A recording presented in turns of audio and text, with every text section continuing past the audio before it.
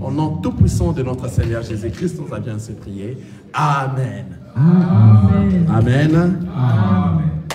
Que le Seigneur soit béni. Acclamons le Seigneur. Alléluia. Alléluia. Est-ce qu'on peut se saluer l'un à l'autre, s'il vous plaît? Amen. On se salue. Comment ça va? Amen.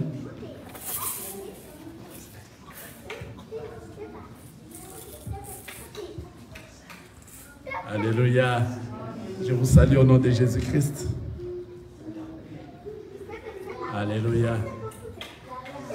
Alléluia, alléluia. Que le nom du Seigneur soit élevé.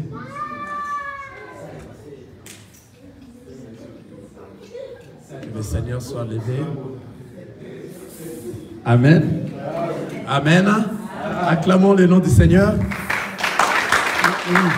Acclamons pour Jésus. Alléluia. Alléluia. Il est le véritable Dieu, le créateur du ciel et de la terre, qui nous a réunis encore dans cet endroit. Amen. Comme nous nous sommes convenus aujourd'hui, nous allons en tout cas poser des questions. Amen. Aujourd'hui, c'est le culte de questions et de réponses. Amen. Car il y a pas mal, on a enseigné. Il y a des questions que vous avez, depuis des questions qui vous tourmentent vos pensées. Amen. Le frère Chaï va vous aider avec le micro là-bas, qui sera baladeur, afin que nous puissions poser des questions par rapport à la parole de Dieu. Là où vous voyez que vous avez des ennuis et que vous n'arrivez pas à s'en sortir et que vous écoutez, la manière dont vous aviez écouté avant, c'est que vous aviez écouté, est-ce que réellement c'est conforme à la parole de Dieu? Amen. Et le Saint-Esprit de Dieu va nous orienter, car on s'est convenu aujourd'hui, on va se poser des questions. Amen. On va poser la question à la personne qui est le plus intelligent. Amen. Le plus intelligent, plus que Salomon. Amen. C'est lui qui va nous répondre. Amen. C'est lui qui est le visionnaire de l'Église. Amen. Donc cette Église est conduite par lui, le Seigneur Jésus-Christ. Amen. Le visionnaire de cette Église. Amen. Voilà. Nous vous laissons la parole. Ceux qui ont des questions, n'hésitez pas. Amen. Car la fois passée, on s'est dit, il faut aller préparer vos questions. Toutes questions que vous aurez, qui vous semblent un peu dérangées, cela peut être posé ici aujourd'hui. Amen. Soyez vraiment libres, posez vos questions et nous allons répondre par rapport au Saint-Esprit, la manière dont la parole de Dieu nous parle par rapport à votre réponse. Amen. Voilà, je suis en train d'attendre vos questions. Amen. Amen. Si vous n'avez pas de questions, moi je vais vous poser des questions. Amen.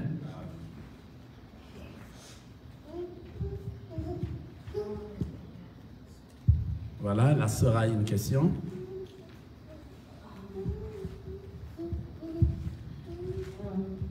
Question à quels amis sur les parler en langue. Nani un peu expliquer est-ce que tokoki koloba en langue dans l'église parce que depuis que na ya awa non mona te batu bazo parler en langue yango nani na yeba olobelanga sur de parler en langue. Amen. Alléluia. La question de notre sœur, c'est de savoir si on peut parler en langue. Amen. Le don de parler en langue. Est-ce qu'on ne peut pas parler en langue? Et elle a dit, depuis qu'elle est venue ici, elle n'a pas encore vu une personne parler en langue. Amen. Amen. Comme nous allons aller chercher notre réponse chez la personne qui est beaucoup plus intelligent que Salomon. Plus que Salomon. Amen. C'est la parole de Dieu. Amen. Nous lisons dans 1 Corinthiens chapitre 14.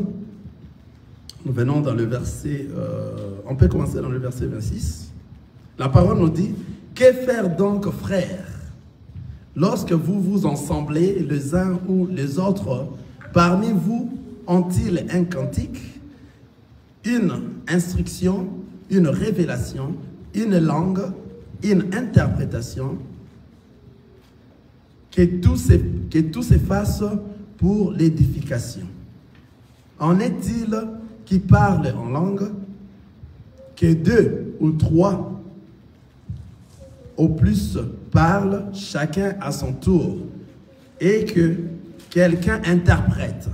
S'il n'y a point d'interprète, qu'on se taise dans l'Église et qu'on parle à soi-même et à Dieu. Amen. Amen. Nous avions suivi la parole de Dieu. La parole de Dieu nous a répondu. Amen. La parole de Dieu nous dit ceci. Que faire donc, frères, lorsque vous vous ensemblez dans un tel qu'ici, amen, dans l'église. Ici, on parle l'ensemble des saints, des enfants de Dieu qui s'assemblent dans l'église, amen. Ici, Paul est en train de parler dans 1 Corinthiens chapitre 14, nous sommes dans le verset 26, amen. Il dit, les uns ou les autres parmi vous ont-ils un cantique, une instruction, une révélation, une langue, une interprétation, que tout se fasse pour l'édification. En est-il qui parle en langue, que 2 ou 3 au plus se parlent, chacun à son tour, et que quelqu'un interprète. S'il n'y a point d'interprète, qu'on se taise dans l'église et qu'on parle à soi-même et à Dieu. Amen. C'est-à-dire le parler en langue, c'est un don. Amen. Et ce don, c'est Dieu qui donne des diversités de dons le jour où le Saint-Esprit est descendu, le jour de la Pentecôte. C'est-à-dire le don de parler en langue, cela est dans l'ensemble, dans l'église, pour l'édification de l'église. Vous voyez? Donc, pour la première question, de savoir s'il faut parler en langue dans l'église, oui.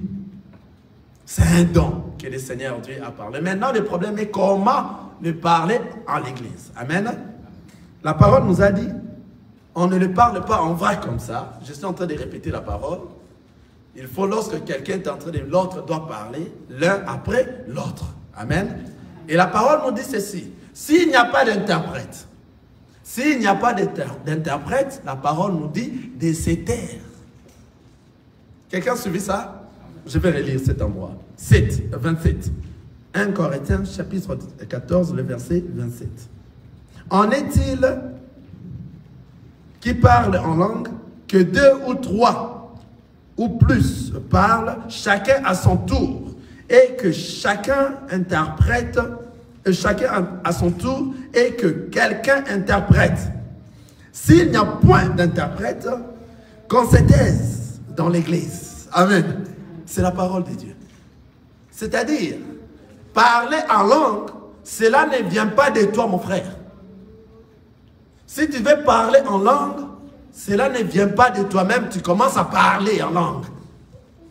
Car la parole, il y a une écriture qui dit, lorsque vous êtes en train de parler en langue, votre intelligence est inertie. Donc, votre intelligence est effacée. Vous comprenez? C'est-à-dire, ça ne sera même pas vous qui allez parler. Amen. Ça sera maintenant le Seigneur qui va t'utiliser parce que toi, tu as le don de parler en langue. Quelqu'un est en train de voir ça? Maintenant, lorsque le Seigneur va t'utiliser, toi-même, tu ne te sauras pas que tu es en train de parler en langue. Alléluia. Quelqu'un est en train de voir. C'est pour cela qu'il a dit, s'il y a quelqu'un, s'il n'y a pas d'interprète dans l'église, tais-toi.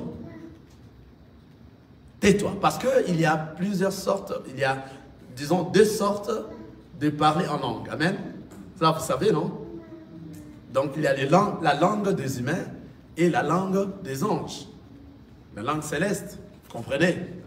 La langue des humains, c'est cette langue-là que le jour de la Pentecôte, le Saint-Esprit descendit, les apôtres ont parlé en langue. C'était la langue des humains. C'est-à-dire, tous ceux qui étaient en train de parler, la parole nous dit, tous ceux qui venaient les écouter dans leur langue maternelle. Quelqu'un est en train de voir ça? Ça, c'est la langue des humains. C'est-à-dire, si toi, tu as les dons de parler en langue, le Seigneur Dieu va te toucher. Suivez-moi très bien parce que cette question est capitale. Le Seigneur Dieu lui-même, pour l'édification de l'Église, va te toucher. Et toi, tu vas commencer à parler en langue. Tu peux parler la langue des humains comme tu peux parler la langue céleste, la langue des anges. Vous comprenez?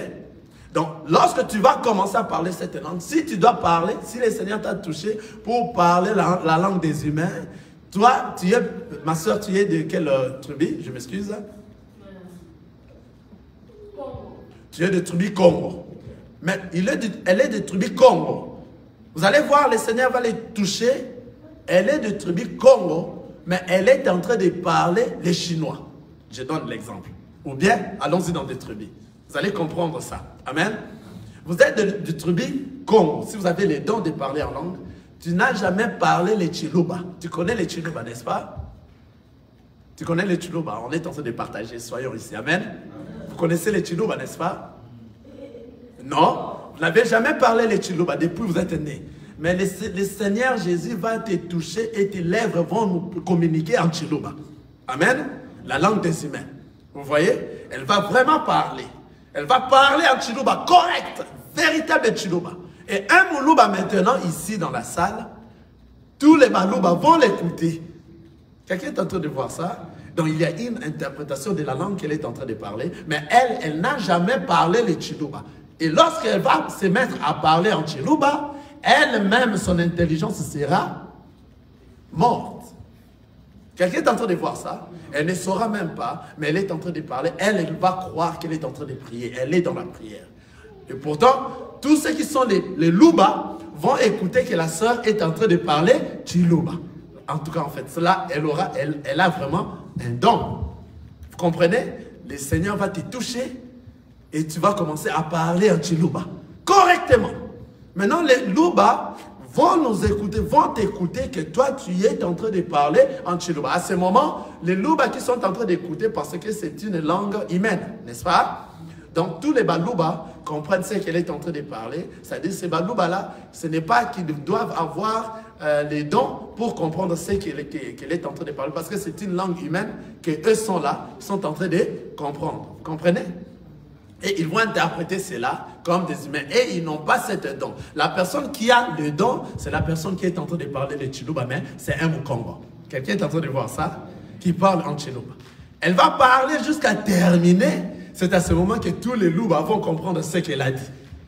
Et tous les Louba vont interpréter maintenant ce que notre sœur a parlé dans l'église. Ce sont des dons, mon frère, ma sœur. Donc ce ne sont pas des choses que toi-même tu viens, tu commences à blablabla. Et une chose grave, on ne parle qu'une seule langue. Non, il y a diversité de langues. Si vous devez parler en langue, si vous écoutez nos frères là qui se mettent à parler en langue, je vous dis ce qui est vrai. Ils sont en train de les impressionner. Ils ne font qu'impressionner les gens. Pour vous impressionner que ce sont des gens, non, il y a l'obésité. S'il n'y a pas d'interprète, la parole nous dit, s'il n'y a pas d'interprète, tais-toi. Tais-toi. S'il s'agit d'aller dans ta chambre, toi-même tu commences à parler en langue. Tu dis comment on est dans la chambre. Mais dans l'assemblée, c'est pour l'édification de l'église. Alors ici, comme le Seigneur l'a fait parler, l'exemple de la sœur, l'a fait parler en Chiluba, il va, comme le Seigneur vient nous édifier en parlant une langue autre, au travers une sœur qui a les dons, et la sœur va parler en Chiluba. C'est-à-dire, le Seigneur l'a donné ses dons pour nous édifier, nous tous. Et comme le peuple Louba seront ici, ils vont nous donner la signification de ce qu'elle vient de parler. Et ces peuples-là qui vont interpréter n'ont pas les dons. Pourquoi? Parce que c'est la langue des humains. Ils sont en train d'écouter ouvertement ce qu'elle est en train de parler. Et lorsqu'elle va finir à parler en Chiluba, et que le Seigneur l'a quittée, elle va revenir en elle. Elle ne saura même pas qu'elle vient de parler en Chiluba. Vous voyez? Est-ce que vous comprenez là où nous sommes? Parce que dans ça,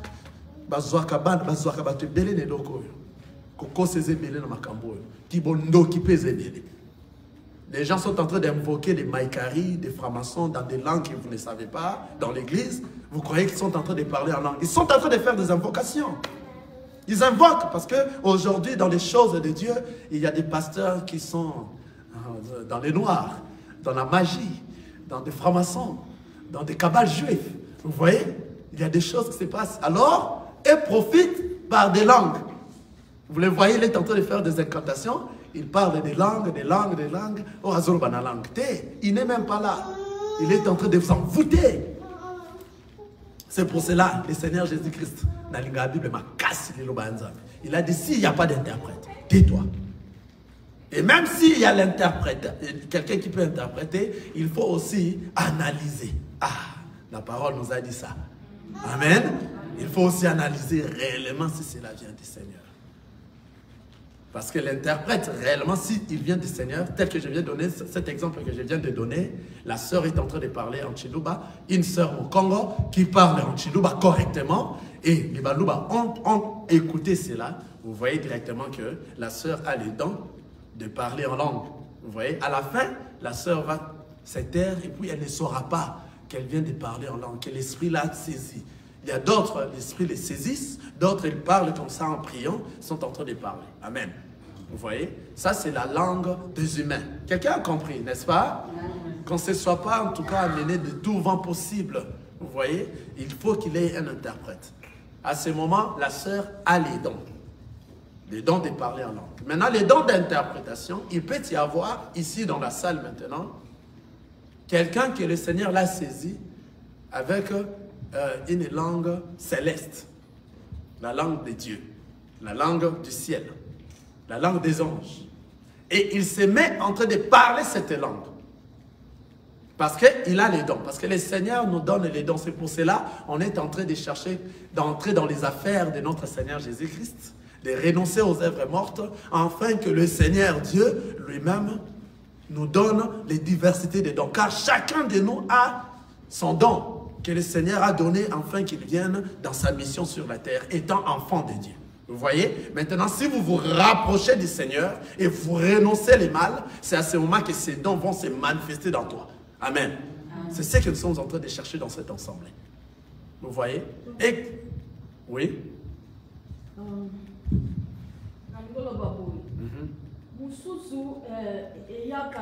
Parce que il y a mingi soki neti naza vraiment concentré ma kasi na prière, donc na kotisi penza na prière tant nazo prier au moins mbala moko maloba yange changer na komi koloba en langue sikoyo na tango wana soki interprétation ezate il faut na se taire. Ah voilà, merci. Il a dit des fois, il arrive à prier lorsqu'elle entre dans l'intense prière, la langue le remonte en elle. C'est-à-dire, ce que je viens de parler ici. Si la langue de parler en langue te remonte, c'est-à-dire ça ne vient pas de toi. Quelqu'un est en train de voir ça. C'est Dieu qui veut édifier son peuple. Comme il veut édifier son peuple, il faut qu'il ait une interprète. Quelqu'un voit ça? À cause ça, de façon que interprète la langue yo ou ezo matayo. Ce que ezo matayo, il faut mata. Bimisa yango, torose la toroyo kana salle. Si réellement Nzambe a touché yo, to comment on interprète akobima, akolobal sus. Langue yo, to yo ako utiliser pe yo moko, okolobal sus langue yana. Ce que ekozala, okozala na donc c'est-à-dire intelligence na yo ekozala effacer en fait. Okoye ba souté makambozo sala. Peut-être que vous biso nde to ba biso tala oto loba boye et pour lo biso su boye. Mutazo la nanga. Ce qui interprète azate nzamba sala la contradiction na loba na ye te. Alors ce qui interprète azate reste calme. Quelqu'un voit ça? C'est ça que j'étais en train d'expliquer pour les langues des anges. S'il y a le don d'interprétation des langues, si quelqu'un en a ici, tu vois la personne est en train de parler en langue. Dans la langue que nous ne savons pas, la langue par exemple des anges, et il y a une autre personne aussi qui va interpréter cette langue-là. Afin que nous puissions écouter pourquoi? Parce que ce qu'elle est en train de parler, la personne doit édifier l'église. Vous voyez? Et maintenant, et la personne qui est en train de parler en langue, et la personne qui doit interpréter le deux. Le Seigneur va leur saisir.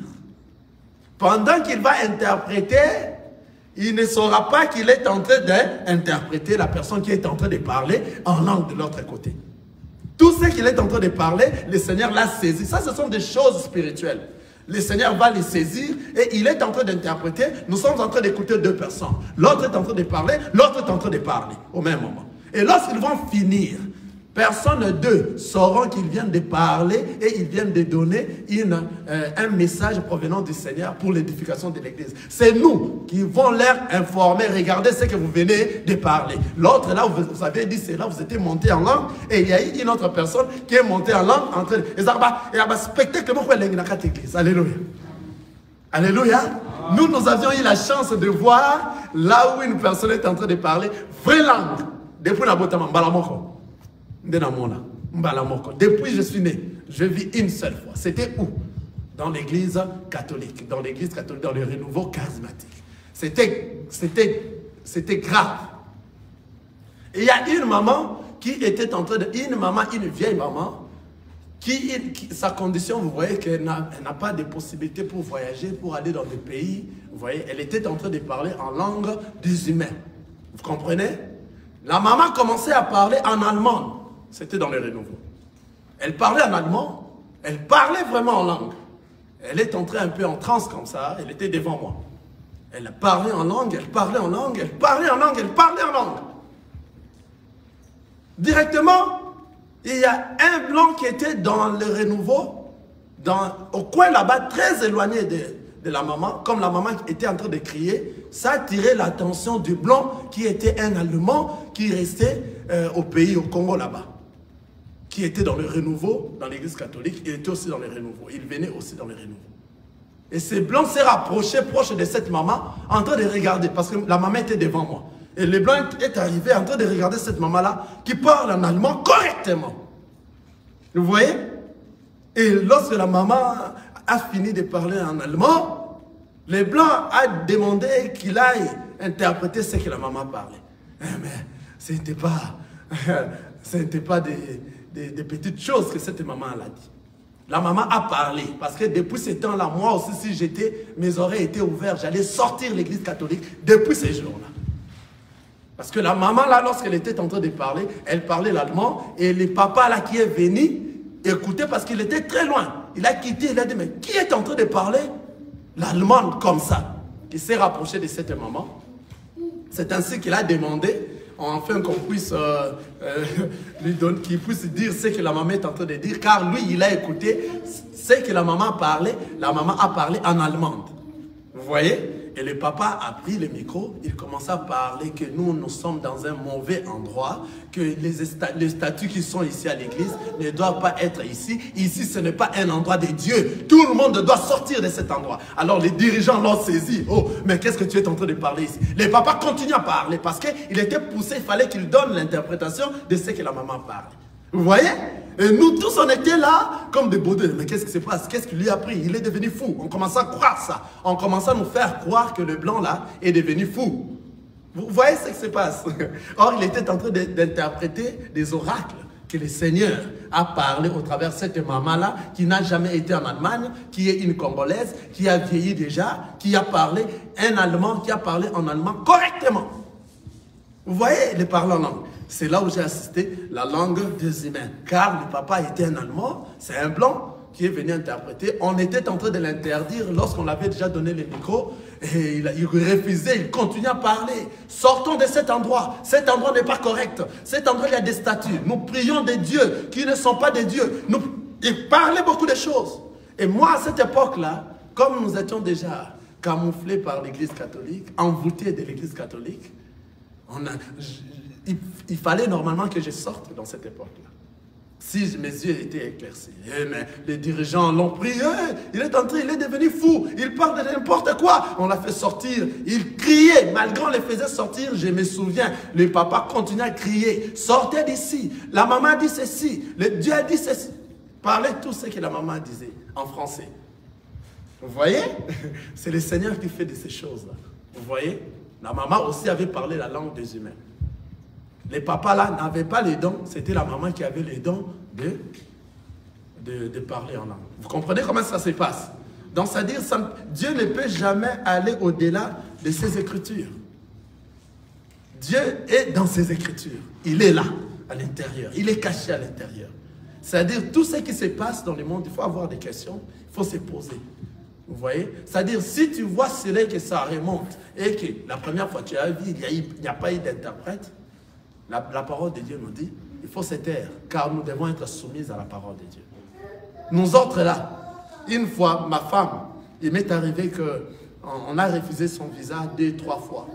Et je suis entré dans ma chambre, j'ai commencé à prier correctement et demander à Dieu, supplier le Seigneur Dieu. J'ai senti que je commençais à parler en langue. Dans moi, je commençais à parler et je voyais que je ne parlais pas les Français. Dans ma chambre. Là, ce n'était pas dans une assemblée.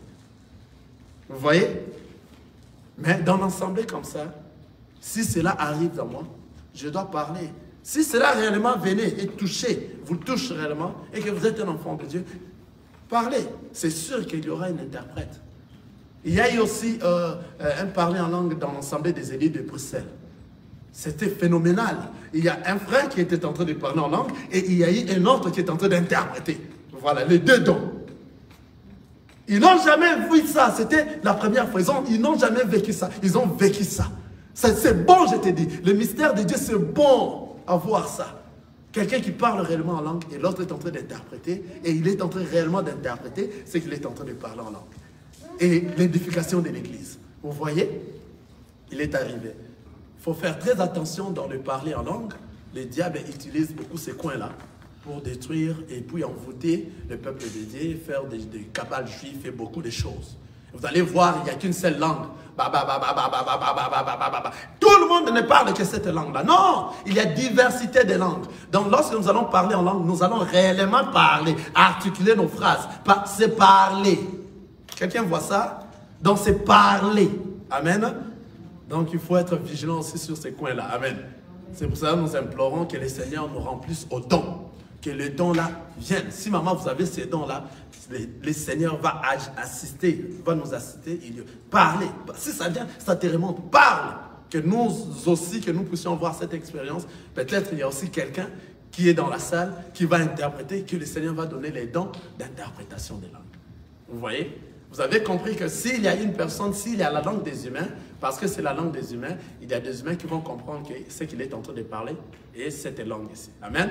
Supposons que nous avions un Chinois ici, qui est ici, et que directement, un Chinois qui se met à parler, ne disons pas les Lingala parce qu'ils apprennent déjà les Lingala, il se met à parler les Swahili, correct. Un Swahili qui va écouter ça, c'est-à-dire les Chinois là, a les dons de parler en langue. Alors, tout Swahili qui est ici va l'écouter. Mais à la fin, lorsqu'on va lui demander, il n'a jamais été dans notre pays, il n'a jamais connu le Swahili. Vous voyez comment est-ce que le Seigneur saisit? C'est de parler en langue. Vous pourrez parler en langue, la langue des anges, et parler en langue, la langue des humains. Vous comprenez? Cela vient lorsque tu es réellement dans la vie de prière et que tu as renoncé le mal, tu commences à mettre en pratique la parole de Dieu. Les dons vont pleuvoir parce que nous avons des diversités de dons. Quelqu'un voit ça? Il y a des dons qui vont pleuvoir. Mais, faites ce que nous sommes en train de dire, ce que la parole de Dieu est en train de dire, nous allons contempler cela. Vous voyez? Voilà, une question là-bas. Voilà.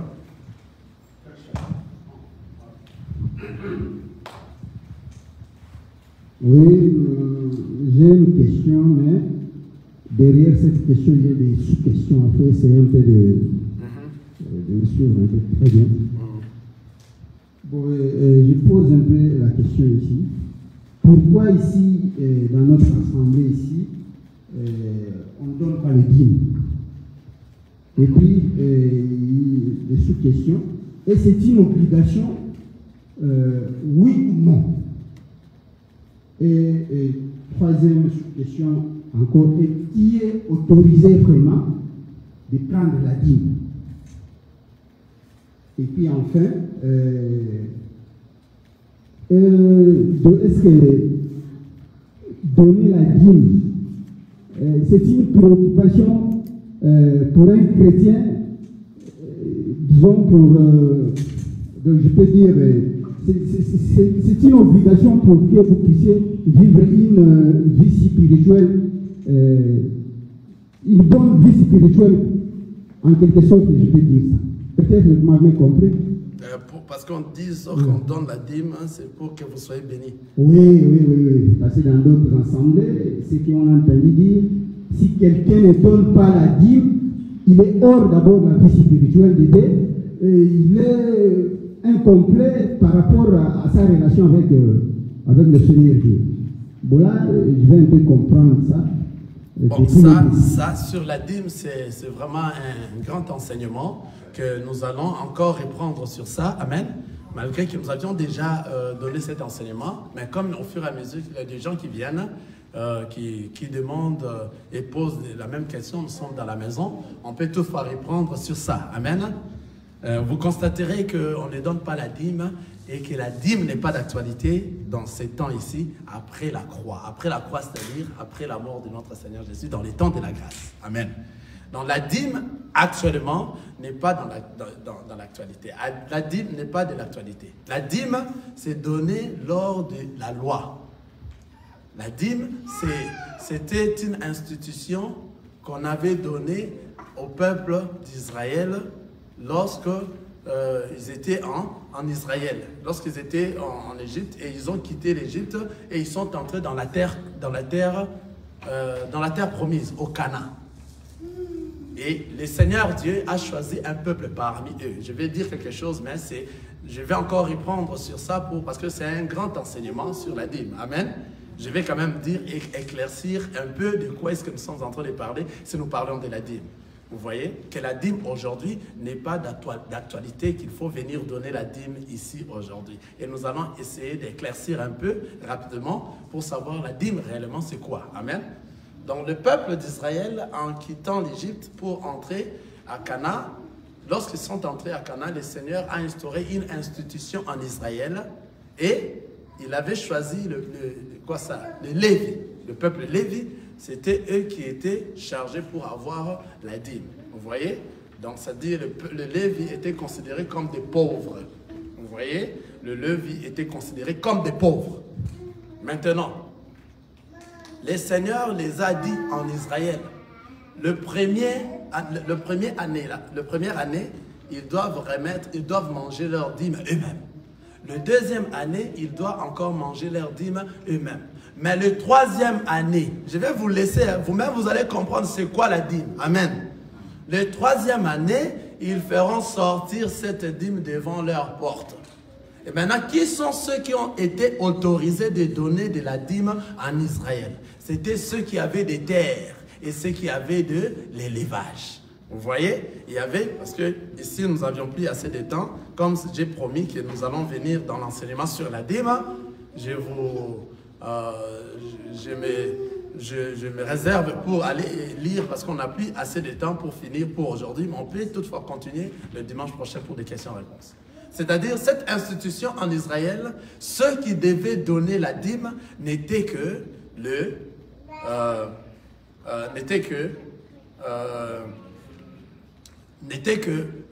ceux qui avaient des terres, ceux qui labouraient, ceux qui avaient des plantations, et il y avait aussi ceux qui avaient de l'élevage. Et tous ceux qui étaient considérés comme des pauvres ne pouvaient pas donner de la dîme. Quelqu'un est en train de suivre ça? Tous ceux qui étaient considérés comme des orphelins ne pourraient pas donner de la dîme. Tous ceux qui étaient considérés comme des veuves ne pourraient pas donner la dîme. Vous voyez? Maintenant, comment est-ce que cela s'est donné? La première année, ils prenaient leur dîme et les ressortissaient dehors. La première année, la Bible et la parole nous dit, ils mangeaient leur dîme eux-mêmes, je m'excuse. Et la deuxième année, ils mangeaient encore la dîme eux-mêmes avec toute leur famille. Et dans la troisième année, pendant la troisième année, ils prenaient la dîme et le mettre devant les portes, devant leur portail.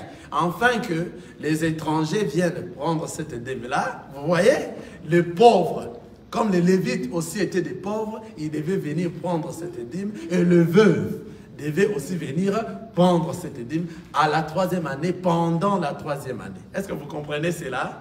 Or, nous savons actuellement, ça c'était ce qui était à l'époque dans les temps de la loi. Or, actuellement, les étrangers, par rapport à la parole de Dieu, nous qui sommes les enfants de Dieu, nous sommes les étrangers, car nous sommes dans ce monde, mais nous ne sommes pas de ce monde. Ah! Quelqu'un est en train de me suivre? Donc, c'est-à-dire, nous, parce que nous sommes des étrangers dans ce monde, nous devons aller prendre la dîme que le peuple d'Israël a fait sortir à la porte. Quelqu'un est en train de voir ça? Voilà. Nous sommes des orphelins parce que nous avions perdu notre père. Notre père est mort. Qui est notre père? Tout le monde, lorsqu'il naît avec un péché, le péché qu'Adam et Ève ont commis dans les jardins. C'est-à-dire, maintenant, ces péchés-là, il y a le Père qui nous conduit dans les mensonges, dans la vie que nous menons, une vie qui nous fait séparer de l'amour de notre Seigneur Jésus. Vous voyez? Et ce Père-là, maintenant, qui est le diable, qui nous conduisait dans la vie que nous étions avant, vous voyez? Une fois que toi, tu as rencontré la parole, tu as rencontré le Seigneur Jésus-Christ, ce Père-là, le diable, doit mourir dans toi. Tu es redevenu une nouvelle créature. Tu as maintenant un autre Père, car toi, tu es devenu un enfant adoptif. Vous voyez? Toi, tu es un orphelin. Parce que toi, tu as perdu un père, tu es devenu un orphelin. Donc, les orphelins devaient aller chercher quoi? La dîme. Vous voyez? Et il y avait aussi des veuves. Vous voyez, des veuves sont ceux qui ont perdu leur mari. C'est-à-dire, nous aussi, les enfants de Dieu, lorsque on te dit que tu es veuve, la veuve qu'on est en train de parler, il ne s'agit pas seulement des femmes, et des hommes et des femmes. Car, lorsqu'on te dit veuve, c'est-à-dire, toi, tu avais un mari. Vous voyez? Maintenant, ce mari est mort dans toi parce que toi, tu as rencontré le Seigneur Jésus-Christ. Voilà. Ce mari-là, pourquoi toi, on t'appelait son mari? Parce qu'il te donnait des instructions. Lorsque tu étais dans le monde, tu suivais tout ce que ce mari-là était en train de te dire. Ce mari-là était le diable. C'est pour cela, toi, tu conduisais ta vie par rapport à la chair. Parce que ce mari-là, le diable, te disait fais ça, fais ça. Vous voyez, tu obéissais parce que tu étais esclave. Est-ce que quelqu'un est en train de voir ça? Maintenant, lorsque le Seigneur Jésus t'a rencontré, le mari là devait mourir. Tu es devenu la veuve. Donc, tu es devenu veuve. Par rapport à la parole de Dieu, comme tu es veuve, tu dois aller chercher la dîme qui est sortie au troisième année devant la porte. Maintenant, c'est quoi faire sortir cette dîme devant la porte? C'est le Seigneur Jésus-Christ aujourd'hui. Lorsque le peuple Israël, le Seigneur Jésus est venu chez eux, ils ne l'ont pas reçu. Mais ils l'ont tué et ils sont allés les tuer en dehors de la ville qui est Jérusalem. C'est-à-dire, c'est ce que nous sommes en train de voir, que le peuple d'Israël faisait sortir leur dîme où? Devant la porte. Quand est-ce qu'on avait tué le Seigneur Jésus? Dans la 3e année. Or, dans l'instruction, on les a donné, l'institution qu'on les a donnée, première année, ils vont manger la dîme eux-mêmes. Deuxième année, ils vont manger la dîme eux-mêmes. Et troisième année, pendant la 3e année, c'est à ce moment qu'ils vont faire sortir cette dîme dehors. En réalité, cette dîme, c'est la personne de notre Seigneur Jésus-Christ. Lorsqu'il a totalisé 30 ans, il a commencé à prêcher. Première année, il prêchait, Israël ne l'a pas arrêté.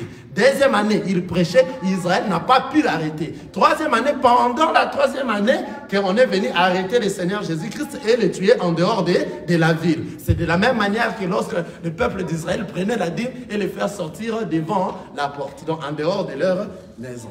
Vous voyez cela? Vous voyez? Maintenant, qui sont ceux-là qui doivent prendre cette dîme? Les pauvres, les orphelins, les veuves et les étrangers. Or, nous sommes des étrangers. Car nous sommes dans ce monde, mais nous ne sommes pas de ce monde. Nous devons aller prendre cette dîme-là qui est sortie dehors, Jérusalem.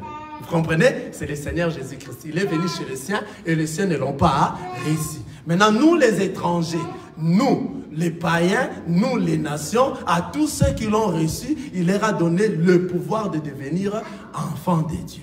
Vous voyez que la dîme, en réalité, c'est le Seigneur Jésus-Christ. Ah, vous voyez? Maintenant, si nous voulons aller beaucoup plus loin, alléluia, parce qu'ils disent que le père Abraham a donné la dîme, n'est-ce pas? C'est ça, non? On peut dire, hein? Abraham était la première personne à donner la dîme. Et nous allons lire comment est-ce que Abraham avait donné la dîme. Nous allons aller dans le livre de Genèse. C'est très important très importante la question que vous venez de poser.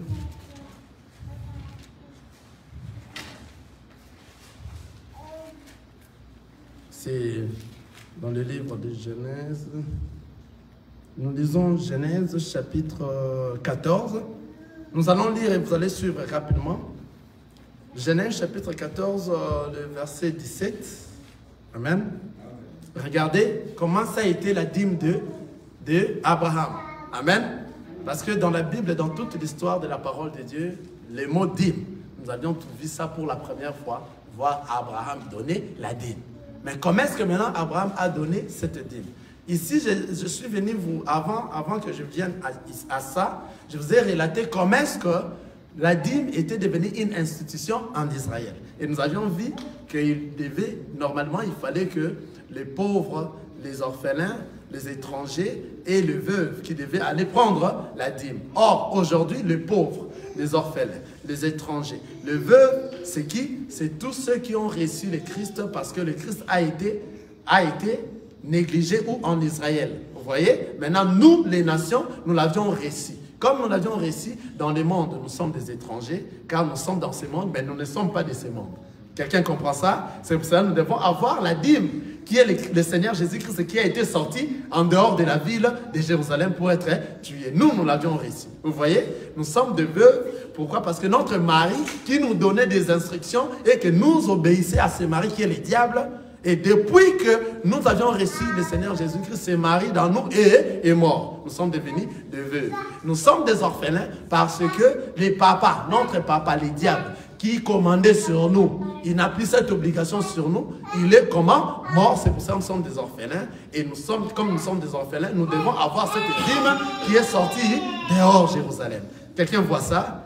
Maintenant, nous sommes répartis en Genèse pour voir comment est-ce que Abraham, le patriarche Abraham avait donné sa dîme. Et comment il avait donné sa dîme. Nous-mêmes ici, nous allons encore comprendre que la dîme, c'est la personne de notre Seigneur Jésus-Christ. Amen.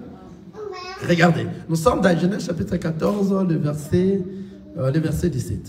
Après qu'Abraham fit revenir vainqueur de Kedorlaomer et des rois qui étaient avec lui, le roi de Sodome sortit à sa rencontre dans la vallée des Chavé, qui est la vallée du roi. Melchisedec, roi de Salem, fit apporter du pain et du vin.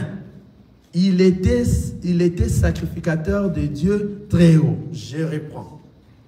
Melchisedec, roi de Salem, fit apporter du pain et du vin. Il était sacrificateur de Dieu très haut. Il bénit Abraham et dit, béni soit Abraham par le Dieu très haut, maître du ciel et de la terre. Béni soit le Dieu très haut qui a livré tes ennemis entre tes mains. Et Abraham lui donna la dîme de tout. Amen. Maintenant, nous allons aller dans le livre des Hébreux pour savoir c'est qui est cet homme-là qui est venu bénir et donner le pain et le vin, le roi Melchisedec. Amen. Le roi Melchisedec, roi de Salem. C'est quoi Melchisedec? C'est qui c'est Melchisedec? C'est quoi Salem?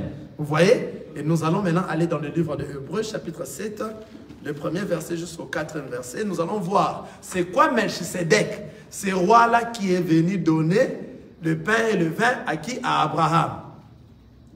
On a dit Melchisedec, roi de paix. Amen. On part dans le livre de Hébreux, chapitre 17. Je vais terminer ça pour terminer. Hébreux, chapitre 7. On commence dans le premier verset. Je lis au nom de Jésus. En effet, ce Melchisedec. Amen. Tout le monde est là. Parce que ici, dans cet évangile, nous ne consultons pas les dictionnaires. Amen. Pour savoir un mot, nous devons chercher toujours dans la parole de Dieu, dans la Bible. Amen. C'est-à-dire la Bible, c'est notre dictionnaire. On ne peut pas aller consulter les dictionnaires qui font dans les mains des hommes, dans des pensées des hommes. Amen. Ici, nous sommes venus chercher maintenant, c'est qui Melchisedec, c'est quoi le roi de Salem? Qu'est-ce que cela veut dire? Amen. Voilà, nous sommes ici dans Hébreux chapitre 7, le premier verset.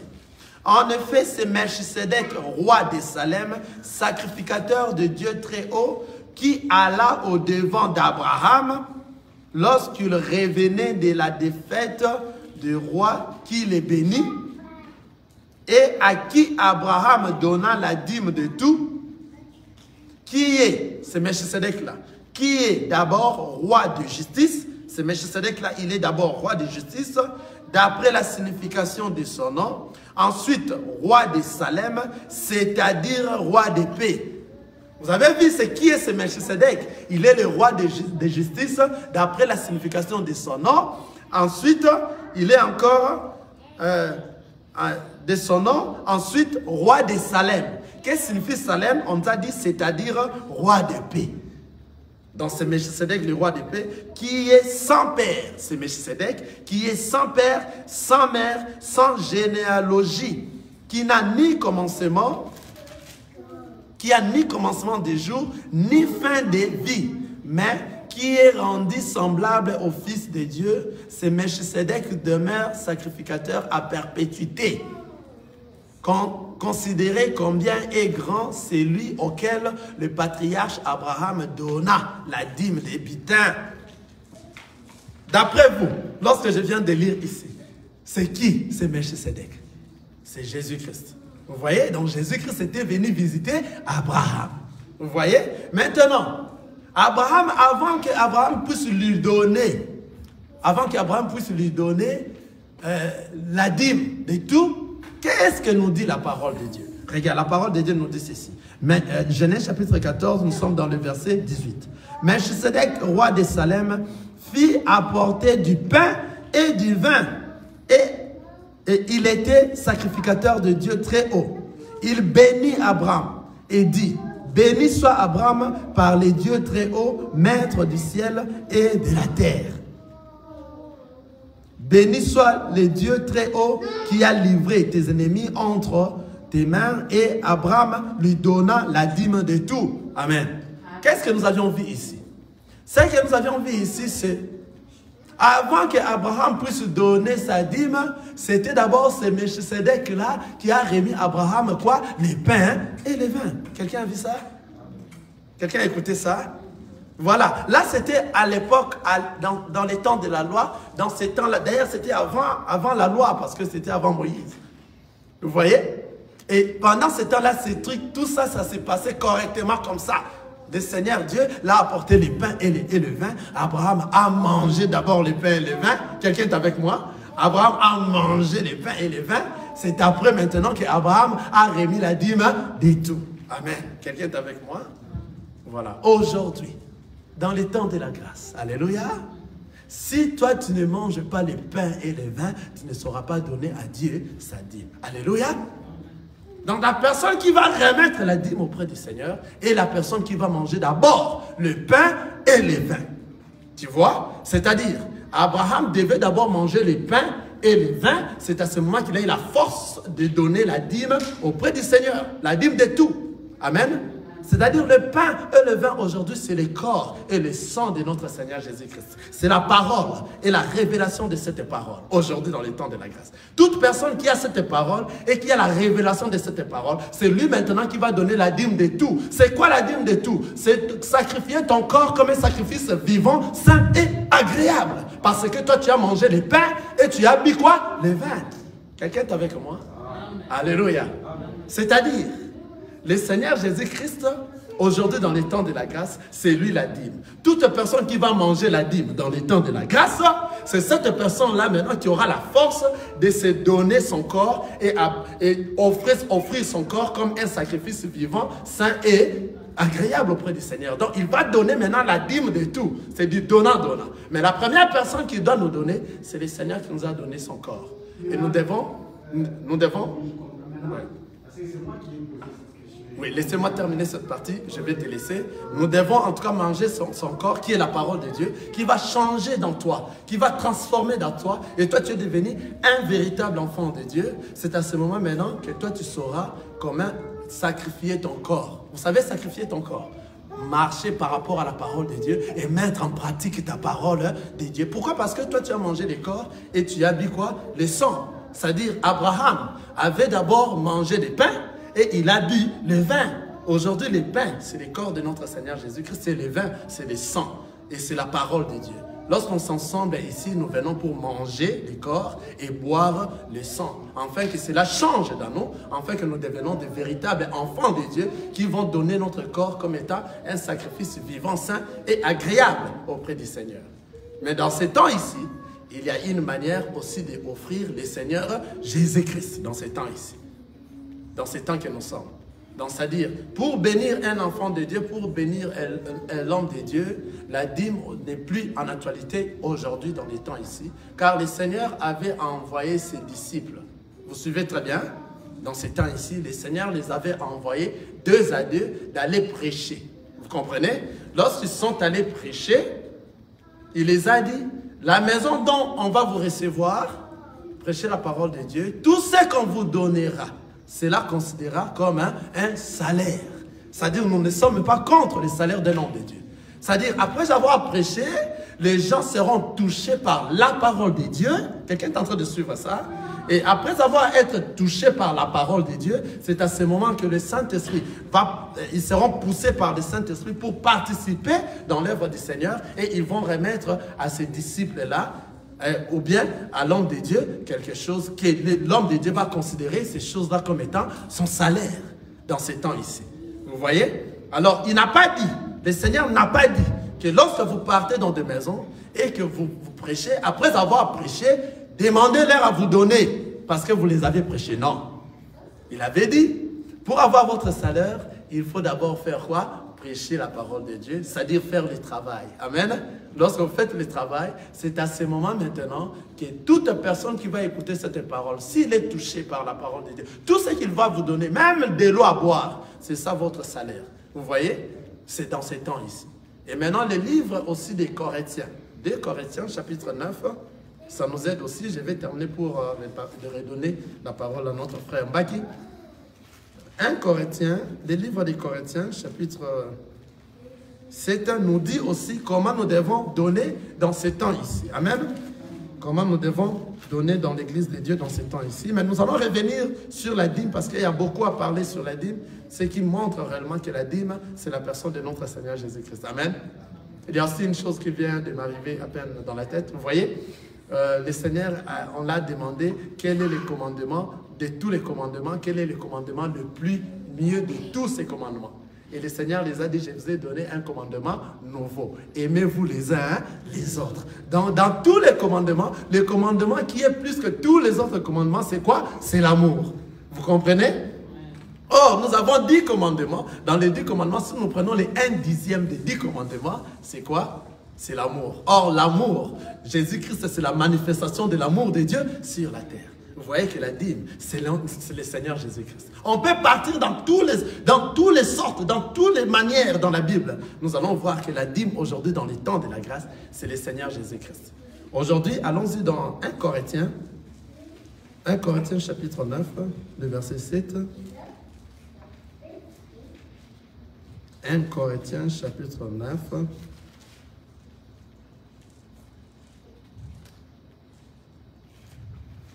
Je ne sais pas, ça doit être au moins 2 Corinthiens, si je ne me trompe pas. Chapitre 9, le verset 7.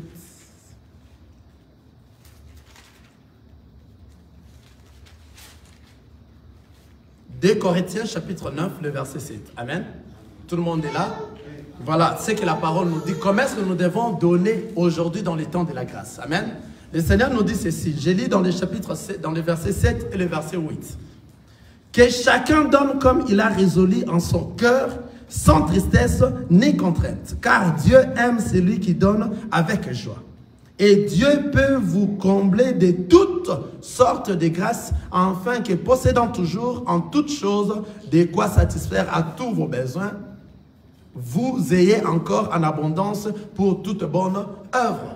La parole de Dieu nous dit aujourd'hui que chacun donne comme il l'a résolu en son cœur, sans tristesse ni contrainte, car Dieu aime celui qui donne avec joie, sans tristesse, sans contrainte. C'est-à-dire, moi, je ne peux pas vous pousser de donner ici. Il faut que d'abord, l'homme de Dieu travaille dans son champ, et dans le champ de l'homme de Dieu va se faire voir de ce que nous appelons Galates 6:6. Quelqu'un voit ça? Quelqu'un voit ça?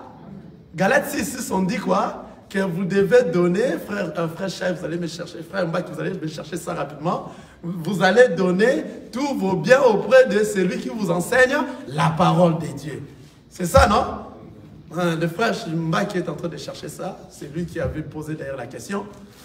Donc, vous devez donner tous vos biens à la personne qui vous enseigne quoi? La parole de Dieu. Lisez ça, frère Mbak, rapidement, on va terminer. Ne vous en faites pas, nous allons revenir encore les dimanches prochains pour les questions. Que celui à qui l'on enseigne la parole fasse part de tous ses biens à celui qui l'enseigne. Celui à qui on enseigne la parole fasse part de tout ce bien à celui qui l'enseigne. Amen. Ça, c'est ce que Galates 6 est en train de dire. Et nous disons Amen. Pourquoi? Galates 6, c'est ce qui témoigne que cette assemblée est devenue des enfants de Dieu. Comment? Pourquoi? Parce que lorsque l'homme de Dieu est en train de travailler, c'est quoi? C'est enseigner la bonne parole. Et cette parole va changer le cœur des enfants de Dieu. Vous voyez? La parole d'abord doit être changée. Dieu, Jésus les a envoyés 2 à 2 d'aller prêcher la parole. Après avoir prêché, c'est à ce moment que le Seigneur lui-même va, par l'aide du Saint-Esprit, va leur pousser à participer dans l'œuvre du Seigneur. C'est-à-dire, l'homme de Dieu doit d'abord travailler. Amen. Le travail de l'homme de Dieu, c'est enseigner. Fasse part à celui qui l'enseigne la parole. Amen. Donc, l'enseignement que vous allez apporter, la bonne enseignement, la parole pure, c'est qui va changer l'homme intérieur dans vous. Et c'est à ce moment que lorsque cet homme intérieur change dans vous, ça ne sera pas de vous-même que vous allez donner à l'homme de Dieu. Vous serez poussé par l'Esprit du Seigneur pour participer dans l'œuvre du Seigneur. Quelqu'un est en train de voir ça. Maintenant, dans une assemblée comme ça, si maintenant ces choses-là commencent à se répéter, à se voir, c'est-à-dire l'assemblée est réellement mûre maintenant. Quelqu'un est en train de voir? Donc, il y a maintenant la maturité spirituelle. Donc, c'est-à-dire, nous confions maintenant, c'est à ce moment que nous allons accepter que cette assemblée, réellement, il y a des saints qui vivent là-bas. C'est-à-dire, la parole a été d'abord prêchée, et la parole a touché, et la parole a transformé les âmes.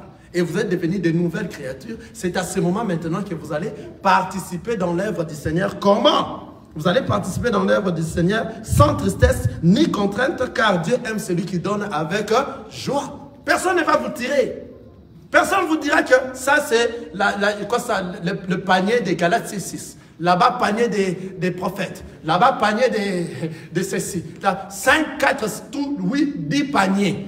Hein? Aujourd'hui, 2, 3, 4, 5 paniers, ce sont des voleurs. Il faut que l'homme de Dieu enseigne d'abord la parole de Dieu. Et cette parole va changer. C'est à ce moment que nous voyons que l'Église, là où je suis en train d'enseigner la parole de Dieu, j'ai maintenant des enfants de Dieu. Pourquoi? Parce que la parole va toucher les enfants de Dieu. Et à ce moment maintenant, ça va même surpasser ce qui est la dîme. Parce que si le Seigneur te touche et que toi tu es un riche, tu peux me donner une voiture, tu peux me donner un avion, tu peux me donner une villa. Cela n'est plus un dixième. Cela n'est plus la dîme de un dixième qui s'empresse et attire les gens de venir donner. Il n'y a pas de panier de dîmes dans l'église aujourd'hui, dans l'état de la grâce. Dans les temps de la grâce, il n'y a pas de ces choses-là. Amen. Dans les temps de la grâce, il faut donner sans tristesse, sans contrainte. Et que l'Esprit du Seigneur, après avoir reçu la parole t'a changé, tu es devenu une nouvelle créature. C'est à ce moment que tu seras poussé par l'Esprit du Seigneur de participer dans l'œuvre du Seigneur, de chercher l'homme. Je m'excuse, de chercher l'homme de Dieu. Regarde ce que j'avais. Là, je vais prendre ça. Je vais dire, ça vient de toi. Je ne t'ai pas dit de donner. Amen. Moi, je ne t'ai pas envoyé de donner. Mais parce que toi, tu es devenu un enfant de Dieu, c'est toi maintenant qui commences à donner à l'homme de Dieu. Parce que la parole t'a changé. Tu es poussé par l'Esprit pour participer à l'œuvre du Seigneur. Tu vois, nous n'avions plus d'ampoule à l'église. Tu dis, ça c'est pour l'église. On n'a plus ceci dans l'église. Tu participes. Tu commences à donner, ça ne sera plus toi. Personne ne va te dire, viens donner la dîme ici, viens donner Galates 6, viens donner ceci. Tu seras poussé par l'Esprit du Seigneur parce que ce n'est plus toi qui vis, c'est le Christ maintenant qui vit dans toi. Et c'est lui-même qui doit conduire son église. Et il va conduire les hommes de Dieu. Vous comprenez là où nous sommes? Amen. On a surpassé longtemps le temps. Nous allons revenir dans la question de... On a vraiment des questions. La question de notre frère Mbaki, qui a d'autres questions à ajouter. Et il y a aussi d'autres frères et sœurs qui ont aussi d'autres questions. Et nous pourrons revenir le dimanche prochain. Que le Seigneur vous bénisse. C'est compliqué, hein? En tout cas, c'est compliqué. Nazako matangai, nazako matangai, nga nazako matangai.